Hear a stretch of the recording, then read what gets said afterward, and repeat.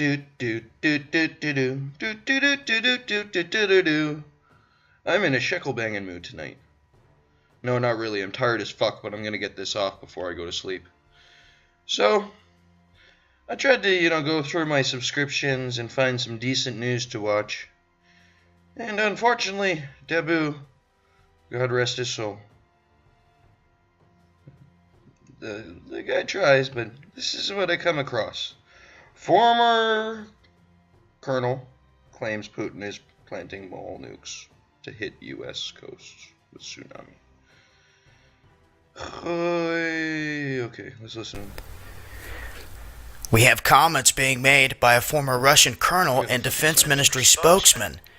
It's raising some eyebrows. Now, of course, Russia is saying that it's strange that he said this and is denying everything that he said, but he is alleging that Russia is sinking sleeper nukes off the coast of America. Now, let's just stop him there. He doesn't try to debunk it, refute it, or even research it in any sort of way. He just runs with it and uses it to bolster something that he's already thought about. And by the way, if you hear a baby crying, that's a baby crying. She's cooing at me beside me, so we'll see what goes on. But we'll stop him right there, because I went on to try to verify this source. So if you go on down, where is it? Daily Mail. So there we go. Let's pull it up.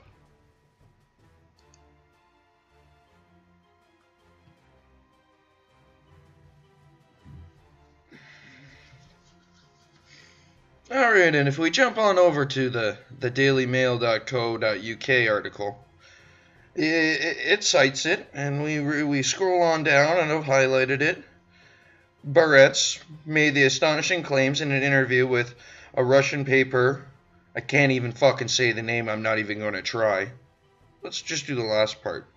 Pravda, which was translated by MEMRI. And let's just stop there. MEMRI and Pravda. Let's first look at Pravda. So, the wiki on it basically says it's a tabloid newspaper. Like the kind of shit that fucking posts stuff all the time that isn't true, false claims, all that kind of stuff. All that kind of nonsense. But, yeah. And it's been around for a long time. It's a gazette. It's not, overly big deal. But then when I tried to go find this, article or anything on their website, spent a lot of time on it, and I couldn't find this supposed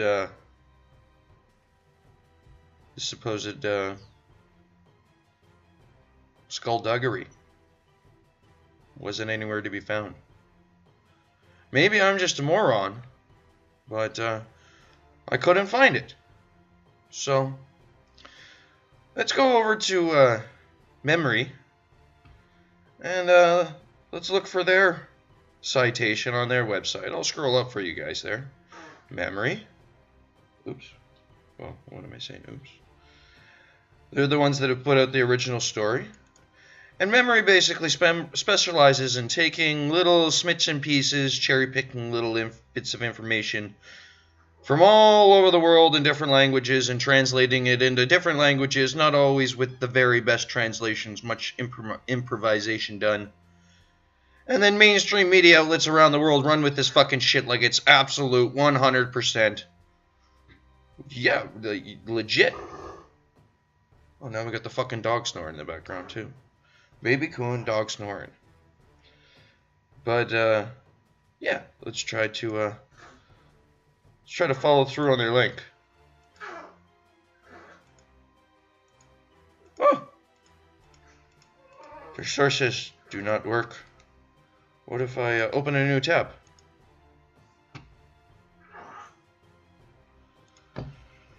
No source. What about this one? No source.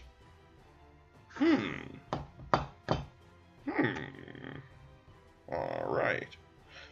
Well, what else can I find out about, memory? Let's go take a look. In 1998, a Washington, D.C. based organization called MEMRI has been making a big impact on how the Middle East is perceived in Western media. You may not have heard of them, but chances are you know their work. You've seen it on CNN.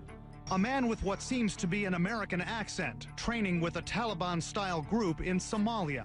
Fox. A cleric and former diplomat at the Saudi embassy here in Washington says Mickey Mouse should be killed. Sky. Mickey Mouse is a soldier of Satan. NBC. The message to kids is very clear. America is the enemy. And CBS. Here's what he said on your state-controlled television. You've even seen it on Comedy Central's The Daily Show. Did that kid's show with the mouse, Par 4, that told children to martyr themselves and to kill Israelis and things? MEMRI is a translation service, essentially. It sort of gives you the Middle East through the media of the Middle East. Television shows, debates, sometimes sermons in mosques. They even monitor and translate criticism of their own organization. جاء موقع MEMRI.net هذا موقع يهودي يقوم عليه ضابط موساد يرصد ما يقول حتى برنامج البينة هذا تبعك هذا برنامج مرصود وتؤخذ منه مقاطع تعرض.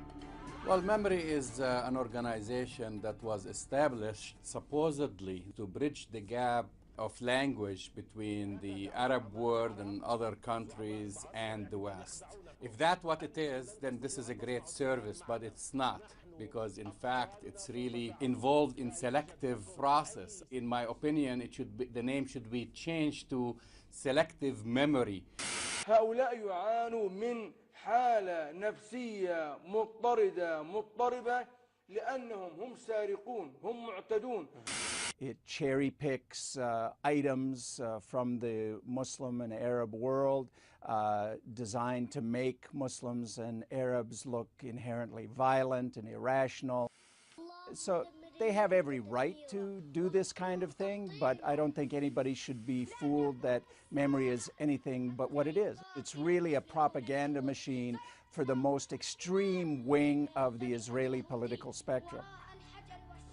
MEMRI's co-founder and president, Colonel Yigal Carmon, spent more than 20 years in Israeli intelligence. We only know this because when MEMRI's website launched in the late 90s, Carmon's military intelligence credentials were a prominent part of his bio.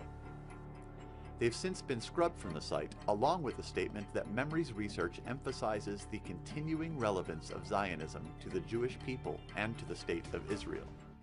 For an organization that operates in the U.S. as a tax-exempt charity devoted to educating the public about the Middle East, MEMRI is not very interested in educating the public about its organization. We contacted MEMRI in hopes of speaking with Mr. Carmon. Neither he nor anyone else from MEMRI would agree to an interview. The people involved with MEMRI are some of the infamous Islamophobes and pro-Israel extremists like Buck Gravel, Elliot Abrams, Stephen Emerson, all of these people, extremists in favor of any policy put forward by the State of Israel and anything that will make Islam and Muslims look inherently dangerous and irrational. Although MEMRI occasionally posts video that highlights moderate voices and political reformers, these don't garner as much attention from mainstream media as the more colorful clips. You're talking about fringe elements. Of course, you've got the Hamas station Al-Aqsa, and you have other stations which has established a major reputation like Al Jazeera, Al Arabiya. So you cannot put those stories coming from Al-Aqsa forward and say, this is a representation of the Arab world. It's not. MEMRI has a very subtle but deep influence with media around the world. When they don't have any other access to translations, MEMRI is often the only source. In the US, there is a major difference between CNN, Fox, MSNBC, and so on. But when it comes to a story or a clip fed to them by MEMRI, they all seem to jump on the bandwagon without questioning the source, without questioning the facts, without questioning the translation of the material. Anti-Israel. لا أتصور أن نستغرق أكثر من 11 يوما لمحو إسرائيل عن الوجود. It's a little like somebody in Iran translating the American media into Farsi, but only selecting stories that have to do with domestic abuse. Would the translations be accurate? Would it really matter? While MEMRI's video clips may not be representative, that does not mean they are unimportant. Look, I have no problem of anyone showing any kind of egregious moments. I'm not saying that you don't have these kind of stories or they don't happen. I'm questioning the motives and the agenda. We can't be sure what MEMRI's motives are, but given the fact that they have a member of staff devoted to liaising with the American government, it's clear that their agenda includes becoming a go-to source for Washington officials on the rhetoric of the Middle East, so long as their definition of Middle East doesn't include Israel. And now we move on to a Rents.com article written by Lawrence Swaim. It's titled, Normal Finkelstein Exposes MEMRI as Mossad App. MEMRI is a propaganda machine, expert says, and why you need to know about them. That's not worded so nicely. Anyways, let's move on. They use the same sort of propaganda techniques as the Nazis, Professor Norman G. Finkelstein, a well-known scholar on Israel-Palestine, told InFocus. They take things out of context in order to do personal and political harm to people they don't like. Take the case of Professor Halem Bakarat, a novelist and scholar associated with the Center for Contemporary Arab Studies at Georgetown University. In 2002, he published an article on Zionism in London's Al Hadith Daily, but says that in certain instances, MEMRI selectively edited what he wrote. I know how to make the distinction between Judaism and Zionism, but they distorted the article, Baccarat told InFocus. They left out certain things and tried to make it look anti-Semitic. Shortly afterwards, Campus Watch, the brainchild of the notorious Islamophobe Daniel Pipes, used the allegedly doctored translation in an effort to smear Georgetown University. Finkelstein later wrote on his website, MEMRI recently posted what it alleged was an interview I did with Lebanese television on the Nazi Holocaust. The MEMRI posting was designed to prove that I was a Holocaust denier. But far from being a Holocaust denier, Finkelstein's own parents were Holocaust survivors, a fact he has often spoken about. But MEMRI was able to create the opposite impression, as Finkelstein demonstrated on his website by editing out large chunks of the actual interview. MEMRI's obsessive interest in protecting Israel derives from the people and interests that founded, fund, and manage the Institute's international operations. It was founded in 1998 by Yigal Karman, a former colonel in the Israeli Defense Forces intelligence branch from 1968 to 1988, acting head of civil administration in the West Bank from 1977 to 1982. An Israeli-born Mivrev Wormisher, an extreme right-wing neoconservative now affiliated with the Hudson Institute. Both Carmen and Wormisher participated in collective writing of A Clean Break, a new strategy for securing the realm, a seminal 1996 neocon document that advocated to an end of negotiations with the Palestinians and permanent war against the Arab world. They also worked with Douglas Feith, Elliot Abrams, Richard Pearl, and other right-wing ideologues who promoted and embellished the fiction that Saddam Hussein was behind 9/11. Additionally, MEMRI has offices in Jerusalem, Berlin, London, Washington, Tokyo, and in 2006, Jerusalem Post interview Carmen claimed to have one in Iraq. It translates film and print into English, German, Hebrew, Italian, French, Spanish, and Japanese.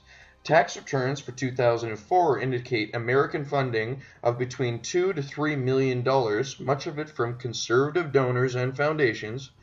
But those who followed its far-flung operations suspect a much higher expenditures.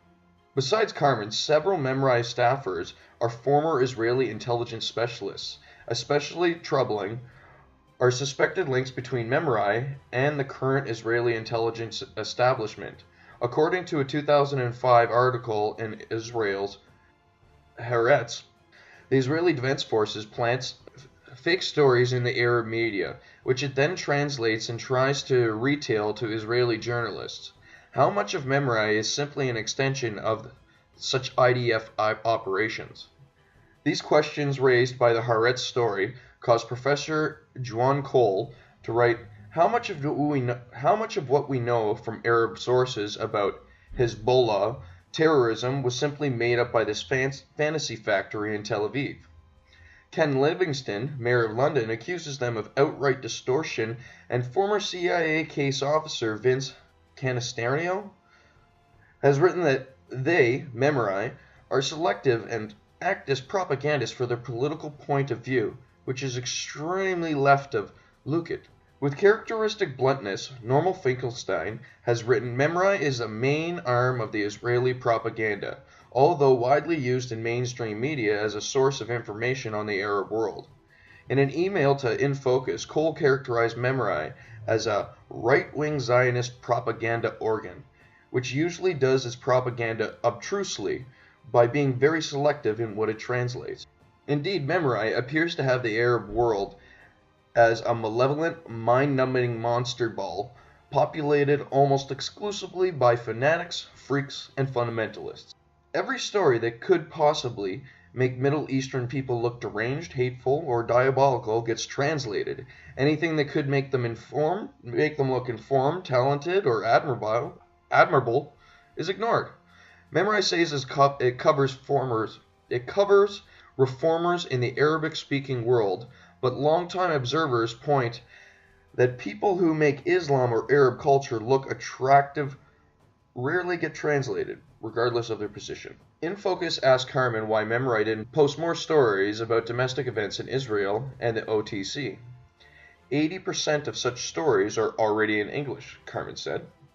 That brought up the thorny issue of copyright, ownership, and power. Why Carmen was asked, does MEMRI copyright all the stories it translates when most of the stories are written by Arab authors? Of course we copyright, Carmen told InFocus. Once we translate a story into another language, it becomes ours, because it's our work. To test this theory in an American context, InFocus contacted the New York Times. If you translate a copy from the Times, it would still belong to us because we originated it, said the employee of the Rights and Royalties Department who did not wish to be named. When War and Peace hangs on a single translation of a word or phrase, nuance is everything. But can we trust the translator? And in the case of MEMRI, for all the evidence we have available, absolutely not. And I'm not going out saying that Dabu is some fucking, propagandist. I just think that he ran with the story because he liked it.